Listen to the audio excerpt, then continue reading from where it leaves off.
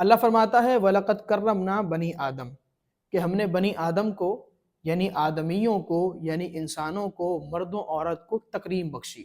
عزت دی،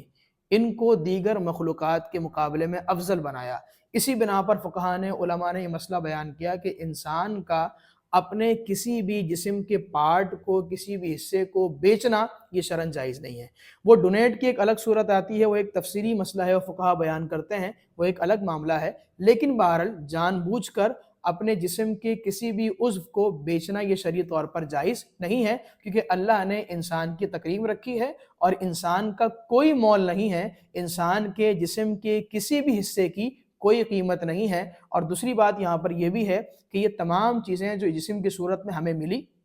جسم کا ہر حصہ یہ اللہ تبارک و تعالیٰ کی طرف سے ہمارے پاس امانت ہے، تو اگر ہم سیل کرتے ہیں، بیچتے ہیں، تو پھر یہ امانت میں خیانت ہوگی، تو یہ شرعی طور پر درست نہیں ہوگا۔ اب یہ کبھی کبھار سننے میں آتا ہے کہ گلی محلے میں لوگ آتے ہیں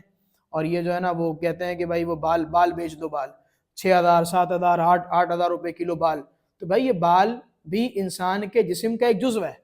اور انسانی جسم کے کسی بھی جزو کو بیچنا جائز نہیں ہے، آپ کو مسئلہ بتا دیا، کیونکہ یہ اولاً تو اللہ تبارک و تعالیٰ کی طرف سے امانت ہے، اور ثانیاً یہ ہے کہ انسان کا کوئی مول نہیں ہے، اس کے جسم کی کسی بھی پارٹ کا کوئی مول نہیں ہے، تو لہذا یہ بالوں کو بیچنا بھی ناجائز ہوگا اور ان بالوں کو خریدنا بھی ناجائز ہوگا۔ 6,000 تو بہت دور کی بات، 6 لاکھ دے تب بھی ناجائز ہے، 6 کروڑ دے بلا ضرورت تب بھی ناجائز ہے۔